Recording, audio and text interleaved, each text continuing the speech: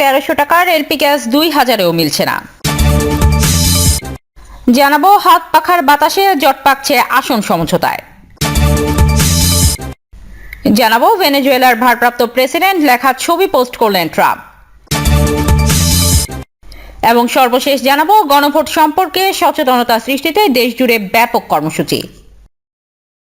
দর্শক শুনছিলেন সংবাদ শিরোনাম, এবার জানিয়ে দেব বিস্তারিত সংবাদ। তবে তার আগে অনুরোধ থাকবে ভিডিওটিতে একটি লাইক দিন এবং কমেন্ট করে জানিয়ে দিন আপনি কোথা থেকে বা কোন জেলা থেকে আমাদের সংবাদ শুনছেন এবং দেখছেন। 1300 টাকার এলপি গ্যাস 2000-এও মিলছে না। কিশোরগঞ্জের ভৈরবে 1300 টাকার এলপি গ্যাস সিলিন্ডার 2000-এও মিলছে না। এতে চরম ভোগান্তিতে পড়েছেন গ্রাহকরা। 2 সপ্তাহ আগে ভৈরব শহরে প্রতিটি সিলিন্ডার এলপি গ্যাস 1250 টাকা থেকে 1350 টাকায় বিক্রি হয়েছে। ডিলারদের বক্তব্য, তারা বাড়তি দামে কোনো গ্যাস বিক্রি করছে না। সাব ডিলার বা খুচরা দোকানদাররা মজুত করা গ্যাস অতিরিক্ত মূল্যে বিক্রি করছে। খোঁজ নিয়ে জানা যায়, ভৈরব শহরের বাসাবাড়ি ও রেস্তোরাঁর মালিকরা রান্না করতে চাহিদার গ্যাস কিনতে ডিলারদের দোকানে দোকানে ঘুরছে, কিন্তু স্থানীয় সব ডিলার মালিক বলছে তাদের গত 2 সপ্তাহ ধরে কোম্পানি এলপি গ্যাস সরবরাহ দিচ্ছে না। তাদের মজুত এখন শূন্য। আবার খুচরা এলপি গ্যাস বিক্রেতারা তাদের গুদামে গোপনে মজুত করে প্রতিটি সিলিন্ডার এলপি গ্যাস 2000 টাকা থেকে 2200 টাকায় বিক্রির অভিযোগ পাওয়া যায়। ভৈরব শহরের আদিয়ান রেস্টুরেন্ট মালিক মোহাম্মদ কাজল মিয়া বলেন, আমার রেস্টুরেন্টে সপ্তাহে 2টি, মাসে 8টি সিলিন্ডার গ্যাস প্রয়োজন। 2 সপ্তাহ আগেও প্রতিটি এলপি গ্যাস 1350 টাকায় কিনতাম, কিন্তু এখন বাড়তি দাম 2000 থেকে 2200 টাকা দিয়ে কিনতে হচ্ছে। আরেক চায়ের দোকানদার নিজামুল বলেন, আমরা তৈরি পণ্য বেশি দামে বিক্রি করতে পারছি না, অথচ জ্বালানির এলপি গ্যাস প্রতিটি 700 থেকে 800 টাকা বাড়তি দামে কিনতে হচ্ছে, ফলে পণ্য বিক্রিতে লোকসান গুনতে হচ্ছে। এ ব্যাপারে সরকারের কোনো মাথা ব্যথা নেই। শহরের বাসার মালিক আব্দুর রশিদ বলেন, আমি স্বল্প আয়ের মানুষ, বাসায় এলপি গ্যাস ব্যবহার করি। 2 সপ্তাহ ধরে বাজারে গ্যাস না পেয়ে রান্নাবান্না বন্ধ হওয়ার উপক্রম। গ্রাম থেকে আসা জমির হোসেন কোথাও গ্যাসের সিলিন্ডার না পেয়ে হতাশ। আবুল হোসেন নামের এক ক্ষুদ্র ব্যবসায়ী বলেন, 700 টাকা বাড়তি দিয়ে 2000 টাকায় একটি সিলিন্ডার কিনেছে এক দোকানের কাছ থেকে। শর্ত ছিল বাড়তি টাকার কথা বলা যাবে না। স্থানীয় এলপি গ্যাস পদ্মা কোম্পানির ডিলার মোহাম্মদ খলিলুর রহমান বলেন, আমরা কোম্পানিতে আগে টাকা জমা দিয়েও 2 সপ্তাহ যাবৎ গ্যাস সরবরাহ পাচ্ছি না। আমার কাছে কোনো মজুত নেই। বাড়তি দামে কারা গ্যাস বিক্রি করছে তা আমি জানি না। কোম্পানি সাপ্লাই না দিলে আমরা কিভাবে গ্যাস বিক্রি করব? আরেক ডিলার জিলুর রহমান জানান, আমি ডেল্টা কোম্পানির ডিলার। গত 20 দিন আগে কোম্পানিতে অগ্রিম টাকা জমা করার পরও এখনো কর্তৃপক্ষ গ্যাস সরবরাহ করছে না। গোপন গুদামে মজুত করে কারা বাড়তি দামে গ্যাস বিক্রি করছে তা আমার জানা নেই। হাত পাখার বাতাসে জট পাকছে আসন সমঝোতায়। মনোনয়নপত্র জমা দেওয়ার সময় পেরিয়ে গেছে। গতকাল শনিবার থেকে শুরু হয়েছে আপিল শুনানিও। অথচ নির্বাচনের দিন ঘনিয়ে এলেও এখনো কাটেনি জামায়াতে ইসলামীর নেতৃত্বাধীন 11 দলীয় জোটের আসন সমঝোতার জট। কোন দল কতটি আসনে লড়বে তা নিয়ে এখনো এক ধরনের অনিশ্চয়তা বিরাজ করছে। জোট সংশ্লিষ্টরা বলছেন, আসন ভাগাভাগির এই সমীকরণে মূল কাটা হয়ে দাঁড়িয়েছে চরমোনাই পীরের দল ইসলামী আন্দোলন বাংলাদেশ। তাদের অতিরিক্ত আসন পাওয়ার চাপের কারণেই সমঝোতা শেষ পর্যায়ে এসে থমকে গেছে। আসন সমঝোতার জোটে থাকা শরিক একটি রাজনৈতিক দলের মুখপাত্র ঢাকা পোস্টকে বলেন, ইসলামী আন্দোলন জোটের আলোচনায় জট পাকিয়ে আসন সমঝোতার প্রক্রিয়াকে দীর্ঘায়িত করছে। দলটিকে জোটের মধ্যে দ্বিতীয় সর্বোচ্চ শক্তি হিসেবে সম্মান দেওয়া হচ্ছে, কিন্তু তাদের চাহিদা আরো বেশি। অথচ সংসদে তাদের কখনোই প্রতিনিধিত্ব ছিল না। একক নির্বাচনে ভোট পাওয়ার ক্ষেত্রেও দলটির শতাংশের হার বেশ নাজুক। তিনি আরো বলেন, আসন শুধু চাইলেই হবে না, জোটবদ্ধ হয়ে সরকার গঠন করতে হলে জয়ের কোনো বিকল্প নেই। তাই জয়ের সমীকরণ মাথায় রেখে ইসলামী আন্দোলনকে আসন সমঝোতার ক্ষেত্রে তাদের হাত পাখার অযৌক্তিক বাতাস কমাতে হবে। তবে আসন সমঝোতা প্রক্রিয়া ও 11 দলের মধ্যে সমন্বয়কের দায়িত্ব পালনকারী শীর্ষ নেতারা জানিয়েছেন, আগামী সোমবার সংবাদ সম্মেলনের মাধ্যমে জোটের একক প্রার্থী ঘোষণার যে পরিকল্পনা ছিল তা আপাতত হচ্ছে না। তবে বিষয়টি কয়েকদিনের মধ্যেই চূড়ান্ত হবে। জামায়াতে ইসলামের আমির ওমরা পালন শেষে শনিবার সকালে দেশে ফিরেছেন। শিগগিরই ঘটা করে যৌথ সংবাদ সম্মেলনের মাধ্যমে আসন সমঝোতার বিষয়টি আনুষ্ঠানিকভাবে পরিষ্কার করা হবে।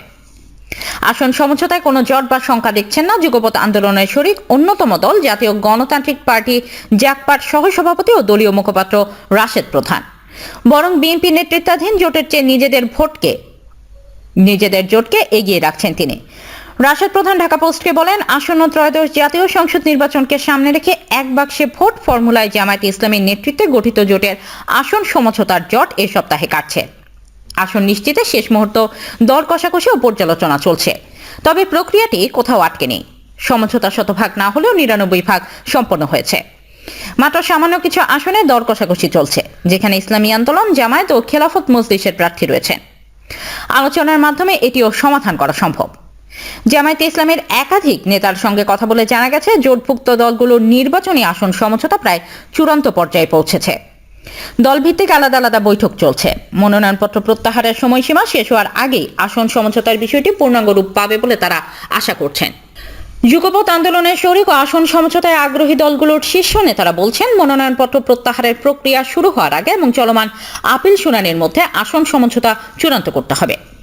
একাধিক সূত্রে জানা গেছে, জামায়াত চায় 190টি আসন নিজেদের মধ্যে ধরে রাখতে, বাকি সব আসন জোটের শরিকদের জন্য ছেড়ে দিতে চায়। এর মধ্যে ইসলামী আন্দোলনের জন্য সর্বোচ্চ 40টি, NCP 30টি, Bangladesh Khelafat Majlis 15টি, Khelafat Majlis 7টি, LDP 5/7টি, AB party 3টি এবং বিডিপিকে 2টি আসন ছাড় নিয়ে কথা এগিয়েছে।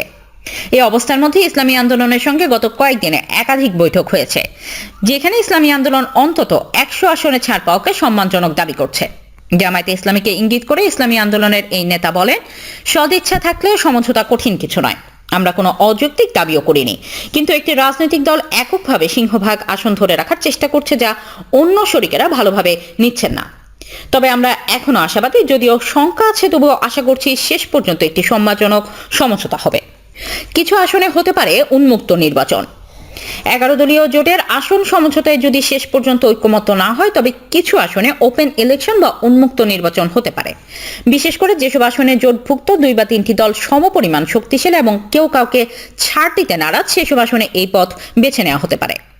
এমন 10 থেকে 12টি আসনে উন্মুক্ত নির্বাচন হওয়ার সম্ভাবনা রয়েছে, যেখানে জোটের শরিকেরা নিজ নিজ দলীয় প্রতীকে প্রতিদ্বন্দ্বিতা করবেন।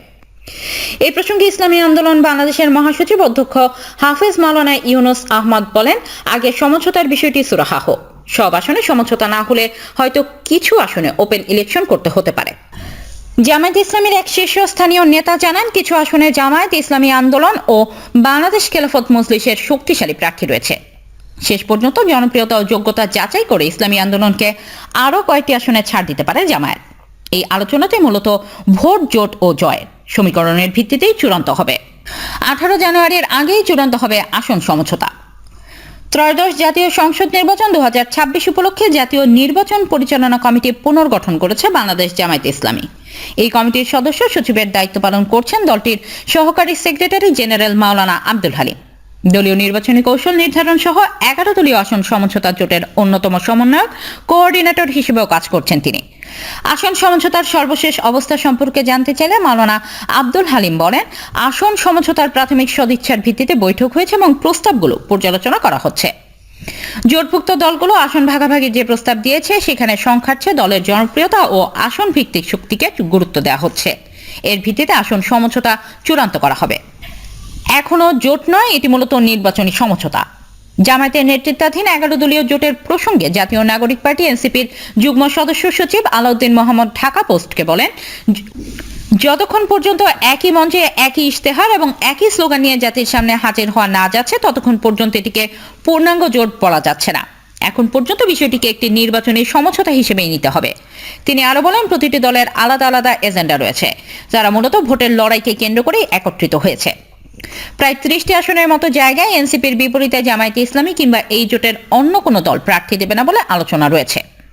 অনেকগুলো আসন ইতিমধ্যে ছেড়ে দেওয়া হয়েছে। আবার অনেকগুলো জায়গায় জামায়াত অভ্যন্তরীণভাবে নিজেদের মধ্যে আসন সমঝোতা নিয়ে আলোচনা করছে। আশা করা হচ্ছে 20 জানুয়ারির আগেই বিষয়টি পরিষ্কার হয়ে যাবে। শেষমেশ কত আসন পাচ্ছে এনসিপি? আসন সমঝোতার আলোচনায় চমক হিসেবেই জামায়াত নেতৃত্বাধীন জোটে শরিক হয় এনসিপি।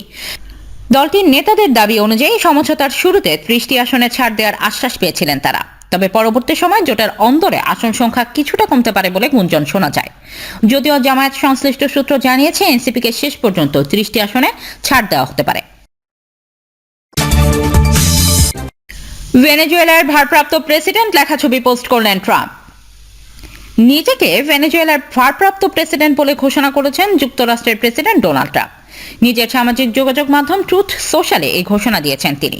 গতকাল রোববার ট্রুথ সোশ্যালে নিজের একটি ছবি পোস্ট করেছেন প্রেসিডেন্ট ট্রাম্প। সেই ছবির নিচে বলা হয়েছে 2026 সালের জানুয়ারি মাসে ভেনেজুয়েলার ভারপ্রাপ্ত প্রেসিডেন্টের পদে আসীন হয়েছেন তিনি। প্রিয় দর্শক, এই ছিল এখনকার সর্বশেষ সংবাদ। প্রতি মুহূর্তের আপডেট সব সংবাদ জানতে আমাদের চ্যানেলটি সাবস্ক্রাইব করে সাথেই থাকুন। পরবর্তী সংবাদ দেখার আমন্ত্রণ জানিয়ে এখানেই বিদায় নিচ্ছি। আল্লাহ হাফেজ।